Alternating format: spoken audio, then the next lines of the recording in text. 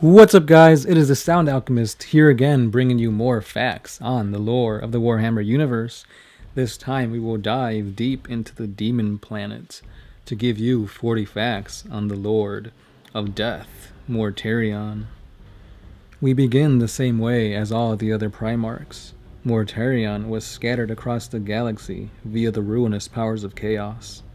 He, however, landed on the planet known as Barbarus. Barbarus was covered in poison gas, and the humans of the planet were split into two groups: the weak, normal humans and the powerful necromancer psyker warlords. The weak were forced to live in the valley where the gas couldn't reach them, while the strong preyed upon them. Mortarion's capsule landed among a giant battlefield. In the wake of the battle, the planet's most powerful warlord found the young Primarch crying among the dead.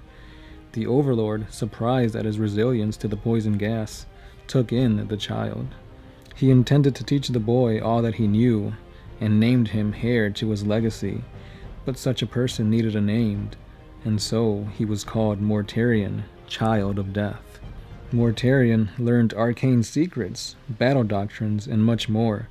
Eventually he began to question certain truths, and Mortarion wished to learn about the weak humans that the warlords preyed upon. His questions were not answered to his liking, and Mortarion broke free from his prison home. After killing a few cards, he rushed to the valleys of the barbarians, and to his surprise found out that they were also being oppressed, just as he was, by the necromancer overlords. He found out that the necromancers would experiment upon them, reanimating corpses and forcing parents to fight their children, brothers to fight their brothers. Upon seeing that they could not adequately defend themselves, he rose to be their liberator. When one warlord arrived with his men to butcher a village, Mortarion picked up a scythe and quickly made each swing of his weapon a death blow. The warlord smiled as he saw Mortarion coming towards him, but he withdrew to the safety of the poison fog. To his surprise, Mortarion followed him and hacked him to pieces. Mortarion was accepted into the village, and he began training them in the arts of war. He began traveling from village to village, teaching and oftentimes defending the weak humans. In an effort to strengthen these men, Mortarion had craftsmen build armored suits capable of empowering their bodies, as well as protecting them from the poisonous gases. He led this campaign throughout the whole planet, and eventually only one warlord remained: his father. Mortarion was hesitant on attacking his adopted father and returned to the villages. Upon returning, a stranger sat with the villagers. Mortarion wanted no help from this man, and vowed to attack the citadel by himself, or else he'd take orders from this mysterious stranger. Mortarion trekked onwards through the poison fog, but the higher he got atop the mountain, the deadlier the gas became. Eventually, the gas began rotting away his armor, but somehow he managed to reach the gate of the citadel. The doors of the citadel opened, and Mortarion's adopted father stood there. Mortarion could barely manage to stand, but the poison kept on weakening him, and eventually Mortarion collapsed. The Overlord drew his blade and approached Mortarion.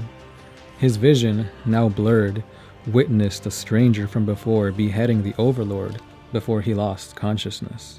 Once he awoke, Mortarion swore his loyalty to the stranger, who then revealed himself to be the Emperor of mankind. Mortarion then led the Dusk Warrior Space Marine Legion, who he then renamed the Death Guard. Upon becoming leader to his legion, Mortarion gave this speech: "You are now my unbroken blades. You are the Death Guard. By your hand shall justice be delivered, and doom shall stalk 1,000 worlds." From that point on, all neophytes came from Barbarus. Over time, this would cause a divide in the ranks of the Death Guard, since the original Dusk Warriors were all Terran-born. Slowly but surely, Mortarion changed the traditions to that of Barbarus, and the old Terran culture began to diminish. Many Death Guards did not approve, but still followed their Primarch. During the Great Crusade, the Death Guard did not build, they did not garrison, they only waged war after war. Mortarion wanted all of mankind to be free of oppression, and so he and his legion fought without mercy to unshackle all of humanity. Mortarion was a master of resilience. He worked largely in coordination with Horus and his Luna Wolves. Together, the Death Guard would draw out the enemy and tire them down. Then, Horus's Luna Wolves would strike the final blow. Many of Mortarion's Primarch brothers kept away from him, largely due to his appearance. His grim demeanor, along with his breathing apparatus and scythe, were off-putting to many, except Horus and Conrad Kurz. Mortarion had a hatred for magic and spells, due to his time being enslaved to his necromancer overlords. Eventually, the Librarius of the Death Guard was disbanded because of their witchery. Many of the original humans that fought alongside with Mortarion on Barbarous had now become masters of their own citadels. Together, they built an aristocracy, although quite dreadful. More and more recruits came from Barbarous, and eventually the Death Guard was mostly from Barbarous, except for a few Terran Marines. These Terran-born Death Guard had become stubborn and hardened, each one a veteran of countless battles, and the tension between these men and the others was starting to quickly come to a boiling point. At the Council of Nicaea, where Magnus was put against Mortarion to speak for and against the use of sorcery, Mortarion brought up his account on how the Psykers of Barbarous oppressed the humans, and how practically powerless they were to defend themselves. These words had a great impact on the Emperor, and Magnus had to defend the use of psychic abilities with more passion and drive. Leman Russ also spoke against the use of Psykers, and ultimately the Emperor sided with Mortarion and Russ. Robute Gilliman had his doubts on Mortarion. He felt that Mortarion followed Horus more than the Emperor, but since Horus was War Master, that essentially meant that following Horus was the same as following the Emperor. Once word got out of Horus's betrayal, Gilliman's assumptions were correct when Mortarion sided with Horus. The first captain of the Death Guard, Callas Typhon, had secretly been following Chaos for quite some time now, and when Mortarion revealed his loyalties, he too manipulated many Death Guard towards following Chaos as well. During the scouring of Isvan III, Mortarion led what he saw as potential loyalists within his Death Guard into Horus's trap. Most of these men were utterly destroyed. Jagtai Khan, the Primarch of the White Scars, went towards Prospero to seek answers after abandoning the Space Wolves to fend for themselves against the Alpha Legion. Here, the Khan searched for Magnus's clues to see if the Imperium could be saved. Eventually, he found the answers he needed, and the Khan and his White Scars prepared to depart, but Mortarion's fleet arrived on Prospero as well. The Khan had known of Mortarion's arrival beforehand, and ordered his legion to stand down. 6 hunching figures teleported before the Primarch, each one wielding power scythes, and was clad in olive-green Terminator armor. Mortarion's elite bodyguard, the Death Shroud, had arrived.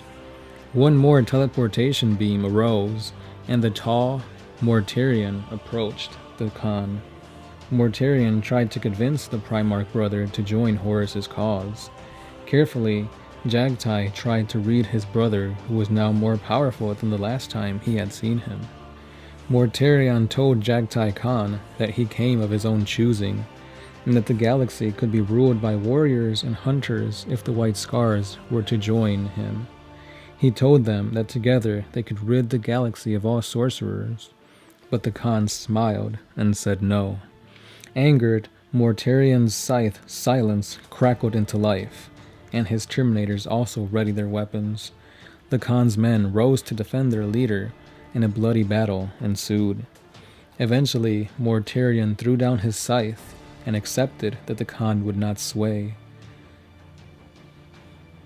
Angered, Mortarion left Prospero, and in a campaign of death and destruction, Mortarion led his Death Guard across the galaxy towards the planet of Terra Thelion, a library world, and bombed it. Mortarion descended upon this planet and captured a woman. He brought her up to his flagship and began torturing her. To his surprise, he found out that she was indeed possessed by a demon. He asked the demon why would Logar and Fulgrim work with these demonic forces, and upon learning of the ways of the warp and chaos, he felt alone in his cause to rid the galaxy of Psykers. Mortarion, knowing now that he was allied with the damned, asked the demon to show him how the ruinous chaotic powers could help him cleanse the Psykers from ever existing again. And with a laugh, the demon said he would claim Mortarion's name. The woman's skin began to peel away, and the demon's true form was revealed. The insectoid demon attacked Mortarion and was pushing back the Primarch. Mortarion tried to fend off his assailant, but the demon was more warp energy than physical. His blows had no effect, and in his anger, Mortarion called upon his innate abilities within him. Mortarion was now using sorcery, and as much as he hated it, he did not yield. The demon's last words were "All hail, master of the plague." Standing over the demon, Mortarion knew that he had to master this power, that he had to become the very thing he hated. So be it. It starts here. And this is the end of part 1 to the lore of the Death Guard's Primarch, Mortarion. Don't forget to subscribe so you can get to the epic conclusion to this Primarch's lore. Comment down below as to what part you liked about this lore, and what you look forward to hearing next time. As always, I am the Sound Alchemist, part of One Mind Syndicate, signing out.